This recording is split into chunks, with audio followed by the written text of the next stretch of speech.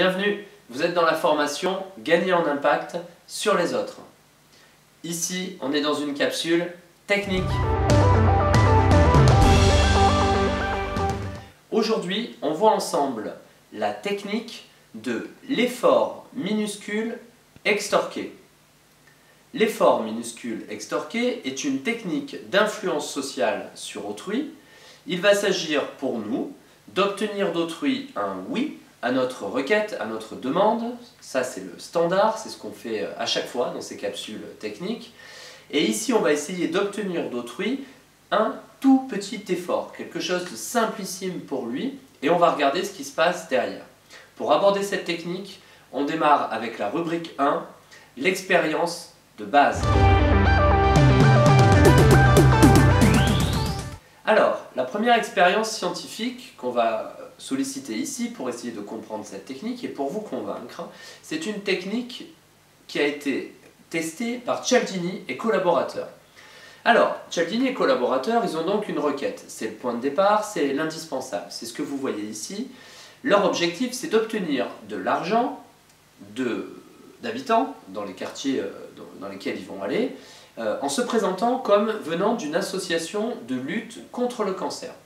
Donc, on va avoir une première condition, un peu standard, pour obtenir le taux spontané d'adhésion à leur requête des habitants. C'est la première condition, ils arrivent, donc ils se présentent, association de lutte contre le cancer, et ils présentent leur requête, c'est standardisé. Vous nous aideriez en donnant quelque chose. Et là, on observe ce que les gens donnent. Alors, qu'est-ce qu'ils ont observé dans cette condition contrôle, condition de base? Ils observent un taux d'acceptation inférieur à 30%, donc moins d'une personne sur trois va accepter de donner de l'argent. Et ils ont aussi noté le montant des dons. Et donc, on a un don moyen, pour les personnes qui ont accepté de donner, d'1,44 $. D'accord? Donc ça, c'est la condition de base. Et un autre lot d'habitants du quartier va être soumis à une condition un tout petit peu différente, celle qui va mobiliser la technique d'influence sociale de l'effort minuscule extorqué. Alors comment ils vont s'y prendre? Ça va être simplissime. Voilà ce qu'ils vont dire. En tout point similaire, ils présentent leur association, ils présentent la requête, vous nous aideriez en donnant quelque chose, mais ils enchaînent avec la formule suivante, même un sou nous aiderait. Et c'est là qu'est l'effort minuscule, c'est-à-dire qu'on leur dit, faites, même si votre effort de financement est minuscule, c'est quand même utile pour nous. Qu'est-ce que ça change dans les résultats? Voilà les résultats. Si on fait la comparaison, on n'a plus 29% de taux d'acceptation, mais on a maintenant 50%. Donc on a largement augmenté le taux d'acceptation, on est à 1 sur 2. Mais ce qui va être intéressant, c'est que ces gens qui acceptent, alors qu'on leur a demandé de faire un effort minuscule, on leur a dit vous n'êtes pas obligé de faire un don significatif ou acceptable, et bien finalement ils vont donner plus que ce que les gens donnaient spontanément quand on leur proposait de répondre à notre requête. Voilà pour l'expérimentation. On rentre maintenant dans le détail, et pour ça on attaque la rubrique 2, qui s'intitule « Bien comprendre la technique ».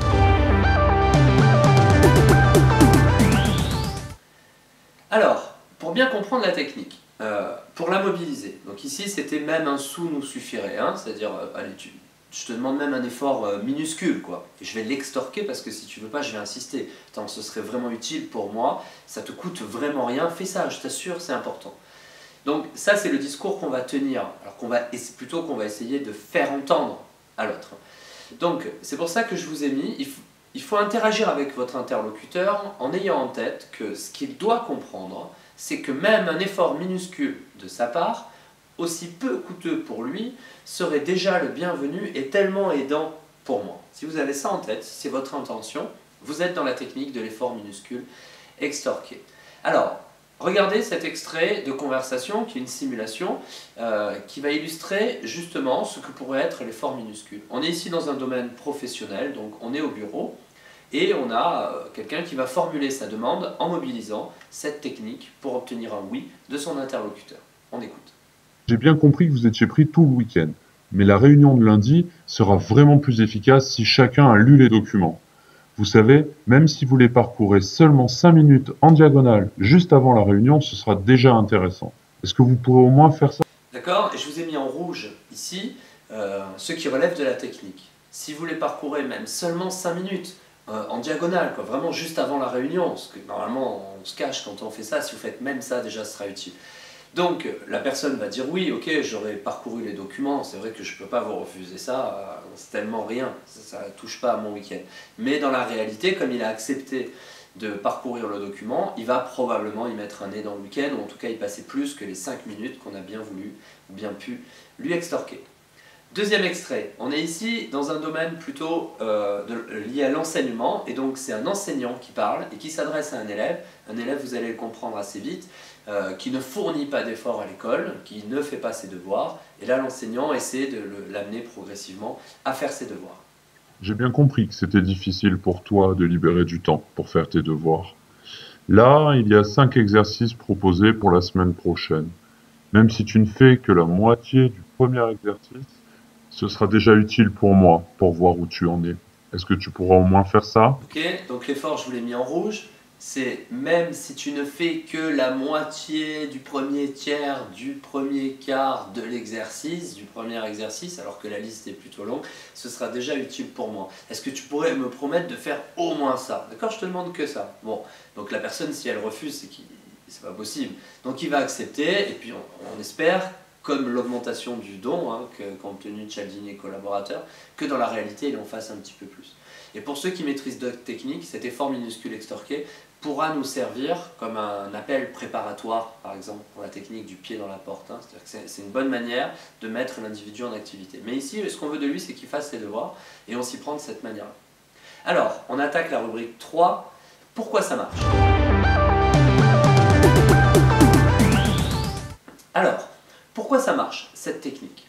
Premièrement, parce qu'une acceptation de la part de l'interlocuteur, quand on la formule à l'aune de l'effort minuscule extorqué, est vraiment faiblement engageante.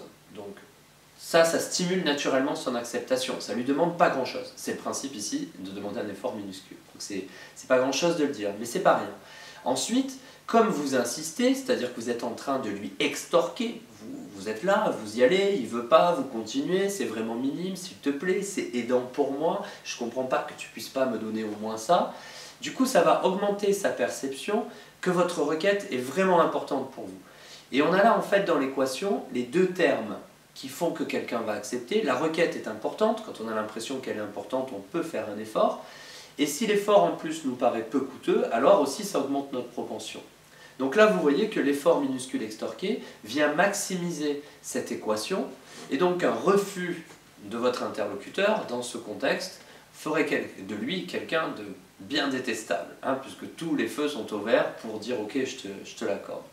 Et donc on touche ici à un autre élément qui est son image de lui-même. Donc pour mon image de soi, je vais dire oui. Et cette image de soi, c'est ce qui va probablement expliquer que même si j'ai accepté de te donner ce si petit, peut-être que dans la vraie vie, je vais te donner un petit peu plus pour que ce ne soit pas non plus ridicule et que tu ne me prennes pas comme quelqu'un de vraiment, vraiment détestable. Et c'est ce qui a amené les gens à faire un don finalement plus significatif que ce que les autres avaient donné. Ils avaient déjà accepté spontanément de donner, donc ils avaient fait une part du chemin, donc ils toléraient pour eux-mêmes de donner moins.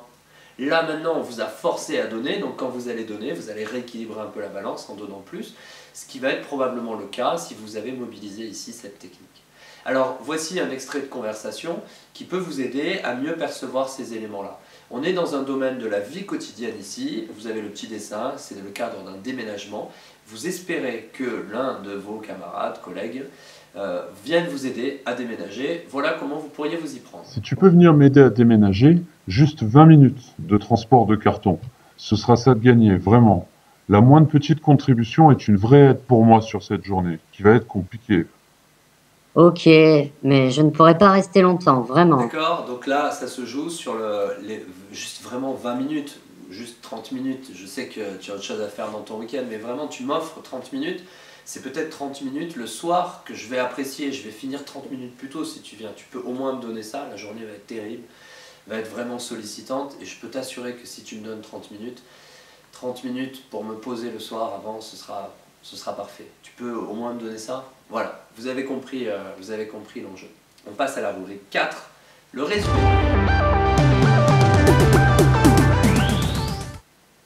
Alors, en résumé, Cette technique, il faut avoir une requête, c'est le point de départ, que vous allez présenter directement. Donc on n'est pas là pour la tronquer, on n'est pas là pour faire une requête préparatoire ou annonciatrice ou détournée qu'on va moduler ensuite. C'est directement notre requête. J'ai besoin de toi pour déménager. Ensuite, vous allez accompagner cette requête d'une forme d'insistance à ce qu'autrui y réponde favorablement, mais uniquement sur une quantité négligeable. Viens m'aider à déménager, mais vraiment juste 20 minutes. Juste ça, même si vous, votre besoin, c'est d'avoir quelqu'un qui vous aide à déménager. Et ensuite, donc là, vous venez de réduire le coût, et ensuite, vous allez augmenter la perception de votre besoin, de l'importance du besoin, en expliquant que ce minuscule effort de sa part, il est vraiment aidant pour vous, et vous seriez déjà bien satisfait. Voilà pour la technique de l'effort minuscule extorqué. Rubrique 5, les conditions d'efficacité.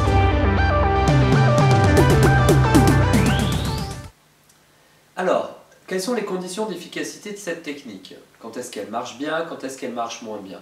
Alors, elle marche dans plein de domaines. Elle marche notamment sur les affiches publicitaires. Vous l'avez peut-être vu, si demain vous faites un appel aux dons avec une grande association et que vous notez même un sou nous suffirait ou une formule adaptée, les travaux de recherche ont montré que ça fonctionnait. Pour le don de sang, pour les dons d'autres éléments, ça marchera également. Donc ça peut marcher sur du papier, sur des flyers, selon ce que vous faites. Ensuite, ça peut marcher aussi dans le mailing. Si vous êtes dans cette démarche-là, que vous espérez avoir une réponse favorable à votre demande, à une offre, ou avoir juste une réponse de la part de votre interlocuteur, vous pouvez utiliser cette méthode-là. Il a été démontré que ça fonctionnait aussi. Mais vous vous en doutez peut-être. Là où elle va être, et elle va s'exprimer pleinement, c'est dans le face-à-face.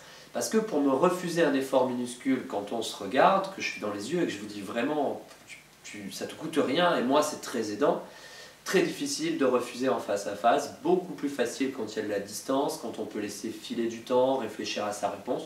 Donc la condition optimale d'efficacité sera le face-à-face. Et ensuite, n'oubliez pas, pour la rendre parfaite, de bien expliquer que même si ça paraît rien, c'est absolument satisfaisant pour vous d'obtenir un aussi peu. On est dans la rubrique 6, les dangers. Alors, les dangers de cette technique, quels sont-ils? Bon, il n'y en a pas beaucoup. Je vous ai noté ici, veillez à ce que l'effort minuscule demandé ait quand même un minimum de sens. D'accord? Si vous essayez d'extorquer, je vous note, 5 minutes de déménagement à votre collègue, il va vous regarder en disant là, tu te moques de moi. Donc essayez de trouver une durée qui correspond à quelque chose de significatif, parce que vous allez argumenter que même ça, c'est aidant pour vous. Donc il faut que ce soit minime, hein, c'est le point de départ, il faut que ce soit vraiment minuscule. Mais attention à ne pas tomber dans le ridicule non plus. C'est le danger essentiel de cette technique-là. On passe donc à la rubrique 7, c'est la conclusion. Conclusion, l'effort minuscule extorqué. Même le plus petit des gestes compte pour moi, tellement mon besoin est important. Autrui va donc vous donner probablement bien plus, image de soi, vous vous souvenez, que ce que vous lui demandez. Et c'est là tout l'intérêt. Et vous pouvez ajouter un petit peu d'insistance émotionnelle, c'est une autre technique qu'on n'évoque pas ici. S'il te plaît, s'il te plaît, s'il te plaît, comme savent très bien faire les enfants, ça va augmenter la perception d'autrui de l'importance de la demande pour vous. À bientôt!